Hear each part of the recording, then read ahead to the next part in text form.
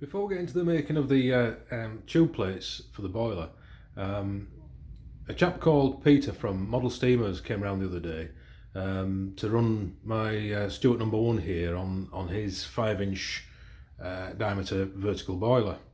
The Stuart has never run on steam before, so it was an ideal opportunity when he offered for me to let it run on the hot stuff for the first time. We had a number of issues with drafting and the fact that we haven't used the blower because the drafting through the exhaust wasn't ideal. I won't go into too much detail because Peter goes into far more detail on his channel. So I'll put a link in the description below, and please give his channel a visit. He's got some good stuff on there. He builds engines from bar stock, and he's just getting started in these video side of things. So please give it a visit. Thank you. Okay, this time we're going to have a go at making the tube plates. The top one there and the firebox one there. You can see from the general arrangement there how these things fit in. We've got one here and the larger one at the top there. Now what I need to do is fork the copper, and what I've found are a couple of old diamond grinding wheels that somebody gave me years ago. I've cut the centres out already, and I use those to make the packings on the milling machine when I put the vertical power feed on there. So I had 3 of those wheels, which made a nice little extension for the Z-axis.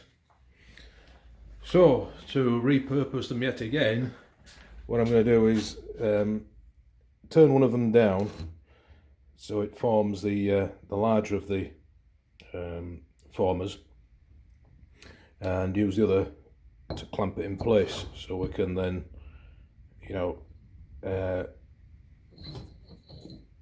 beat the copper, re-anneal and form the shape of the tube plates. So that's where we're at the minute.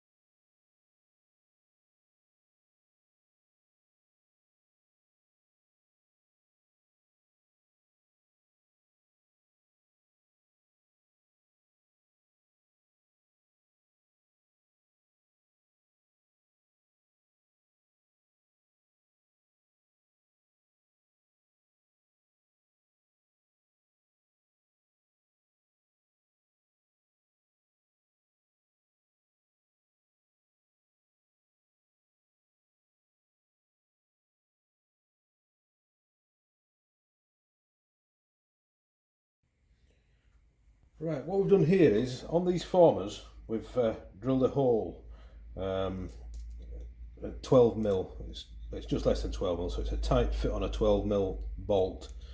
And the idea is that we put a bolt in the back there. The plate that we're going to form then goes on. Again, quite a tight fit on the bolt. And then the forming plate itself with a radius on there like that. A washer and a nut.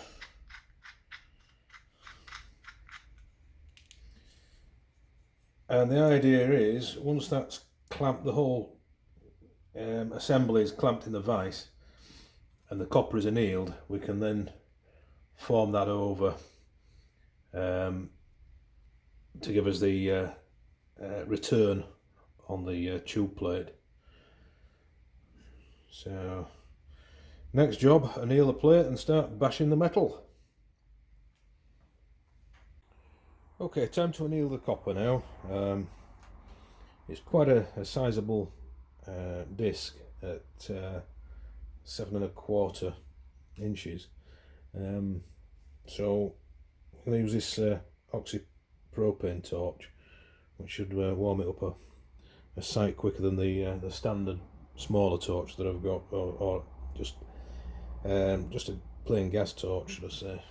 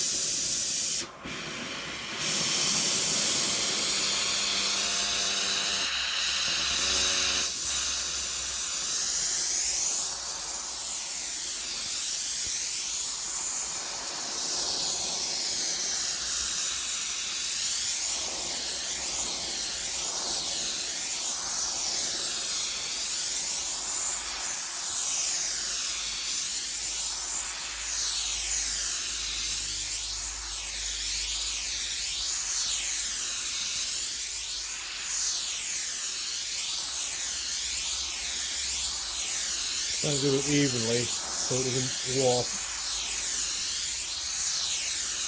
Although it's only going to be bent towards the edge, it's best to warm it as uniformly as possible.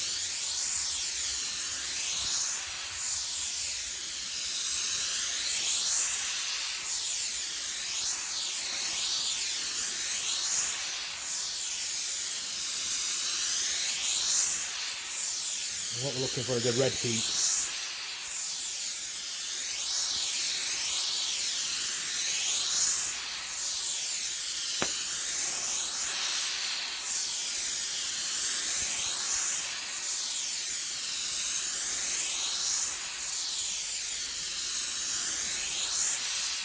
Getting quite hot now. You can see the oxide colours been chasing the flame around.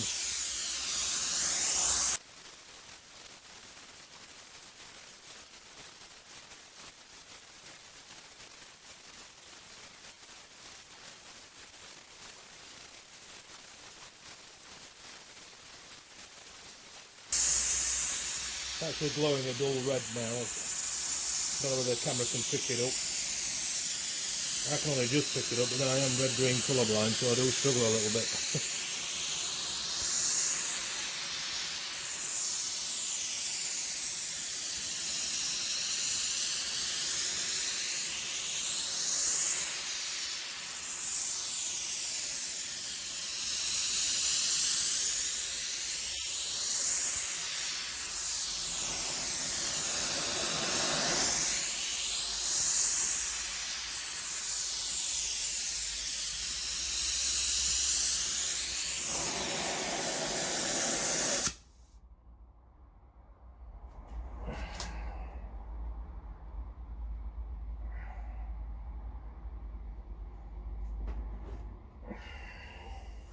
Alright, let that cool off and we'll give it a bash.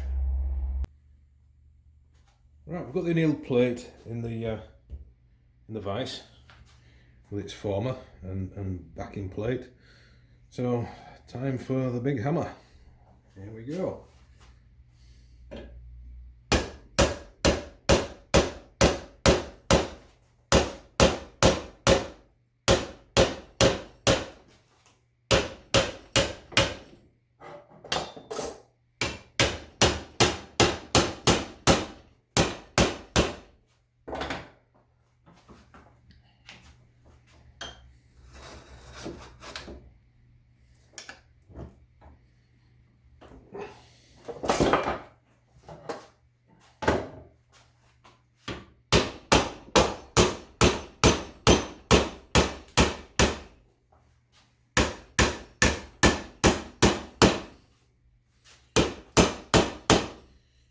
Feel it hardening as you go. It really doesn't take much work before it starts hardening up.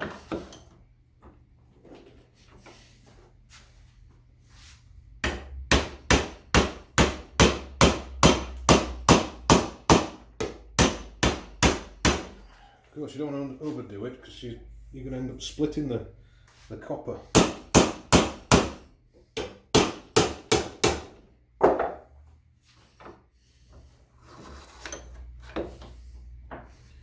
Just get it something like even, and then re-anneal.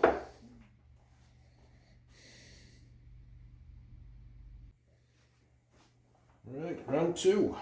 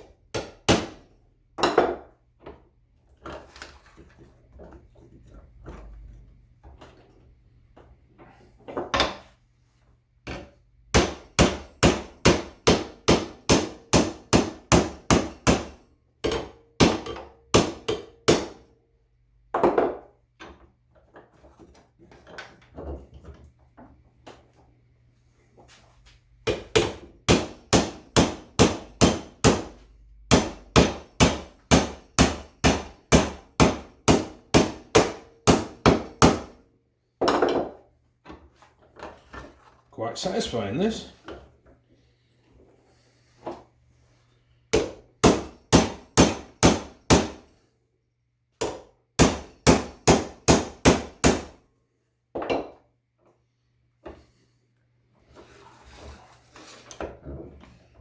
Just put a mark on, I know where to start and finish.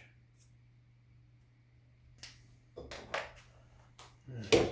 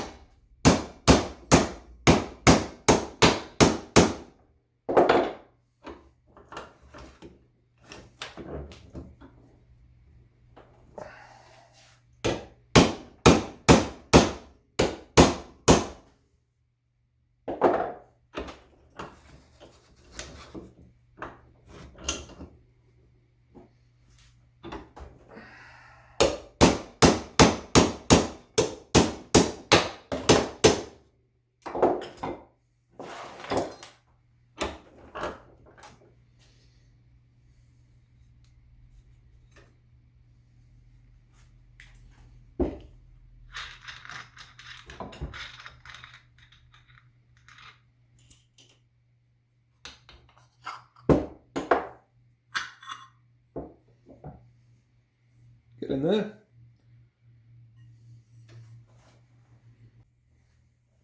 Round 3.